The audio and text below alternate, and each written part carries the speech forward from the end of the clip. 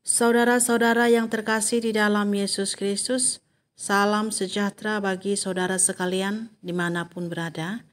Firman Tuhan untuk kita minggu ini diambil dari kitab Yesaya 8 ayat 16-20. Demikian firman Tuhan.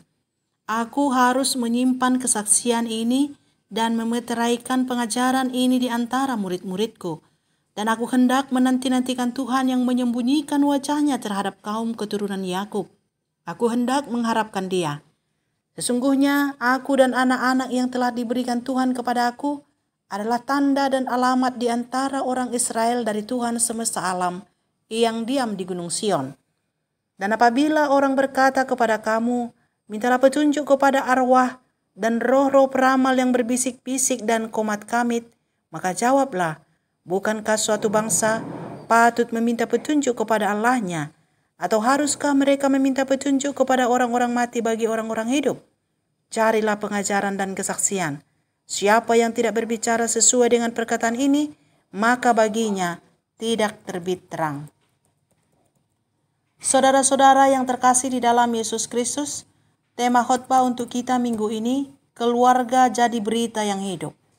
Sebagai umat pilihan Allah, kita harus berberita ke semua orang tentang keselamatan yang dari Tuhan. Namun berita keselamatan yang disampaikan kepada orang-orang tidak serta-merta dapat mereka terima. Bisa saja mereka tidak percaya, atau justru mereka akan membenci kita yang memberitakannya. Seperti Yesaya waktu itu, ketika ia berberita kepada Yehuda dan Israel, mereka tidak mau mendengarkan. Mereka lebih memilih percaya dan meminta petunjuk kepada arwah-arwah orang yang sudah meninggal dan mendengarkan perkataan-perkataan yang mulutnya komat kamit, sehingga Yesaya harus menyimpan kesaksiannya untuk murid-muridnya atau kepada generasi yang akan datang sampai berita itu digenapi, sehingga nyatalah bahwa apa yang Tuhan katakan kepadanya adalah sungguh dan benar. Penolakan bangsa Yehuda dan Israel atas permintaan, pemberitaan dan kesaksian Yesaya tentang bangsa itu bukan berarti menghentikan Allah menyatakan kuasanya. Ia berfirman kepada Yesaya supaya ia menulis kesaksian itu di atas batu, nama seorang yang akan dilahirkan istrinya, yakni Maher-shalal-Hasbaz. Disaksikan dua orang yang dapat dipercaya, yakni Imam Uria dan Zakaria bin Yebrekaya. Tulisan di batu itu yang dibuat menjadi nama anak nabi itu menjadi kesaksian bahwa sebelum anak itu tahu memanggil bapa ibu, maka kekayaan Damsyik dan cerahan Samaria akan diangkut di depan Raja Asyur.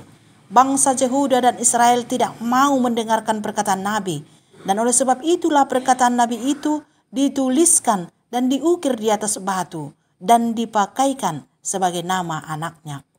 Saudara yang terkasih di dalam Yesus Kristus, memberitakan firman Tuhan bukanlah suatu hal yang mudah dilakukan. Jangankan kepada orang lain yang belum mengenal Kristus, kepada jemaat pun terkadang tidak serta-merta mereka akan terima pengajaran atau kesaksian yang disampaikan kepadanya. Nyatanya, masih saja ada orang Kristen atau bahkan mungkin masih banyak yang sudah lama mendengar firman Tuhan, tapi kenyataannya mereka masih saja memilih untuk bertenung dan memanggil arwah-arwah orang mati, meminta petunjuk kepada orang yang mulutnya komat kamit dan memberikan sesajen kepada roh-roh yang sudah meninggal. Apalagi kepada orang yang belum mengenal Kristus, pemberitaan itu sulit diterima.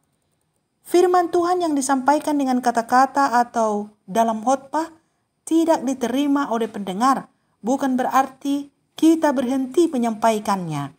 Tetapi ukirlah berita itu dalam kehidupan keluarga. Saksikan kepada semua orang bahwa keluarga kita adalah benar alamat dari firman Tuhan. Hingga suatu hari mereka akan melihat dan akhirnya percaya kepada Tuhan Allah yang kita beritakan. Jika keluarga orang Kristen atau keluarga pemberita Injilnya tidak menjadi atau memancarkan berita kabar baik, maka sulit bagi orang lain mempercayai berita yang ia sampaikan. Sama halnya dengan penjual minyak wangi yang mempromosikan minyak wangi itu sangat wangi. Tapi kalau dia sendiri bau, mana mungkin orang mau membelinya. Atau penjual minyak penyubur rambut, Kalau yang menjualnya pun rambutnya tidak tampak subur, tidaklah mungkin orang mau membeli jualannya. Oleh sebab itu, saudara-saudaraku, kesaksian yang paling nyata yang dapat dilihat orang adalah kesaksian di dalam keluarga. Saling mengasihi satu dengan yang lain. Anak-anaknya menebarkan semerbak wangi seperti tunas pohon zaitun di sekeliling meja. Dan istrinya atau ibu di tengah-tengah keluarga memberi kehangatan dan kesenangan bagi suami dan anak-anaknya. Dan suami ataupun bapa menjadi panutan bagi seisi rumahnya karena ia seorang yang takut akan Tuhan. Tetapi jika sebaliknya yang terjadi, kita berkata-kata tentang firman, tetapi anak-anak kita nakal dan suka memberontak dan melakukan kejahatan, maka keluarga itu tidak akan bisa menjadi berita yang hidup. Tapi malah sebaliknya, orang mungkin akan mencibir dalam hatinya. Lihatlah, ia berkata-kata tentang firman, tapi keluarganya tidak menunjukkan perbuatan yang baik dan benar.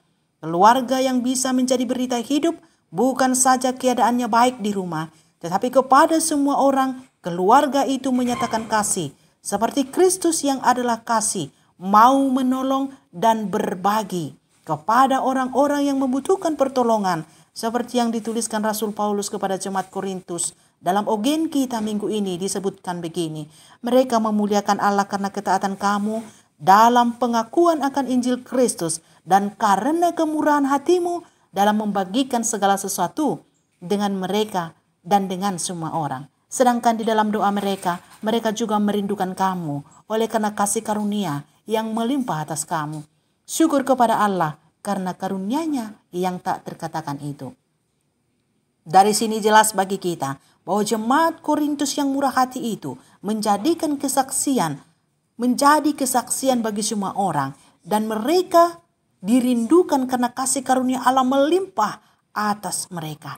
Keluarga yang berberita kepadanya akan dilimpahkan kasih karunia Allah supaya kebenaran firman Tuhan tetap dinyatakan. Amin.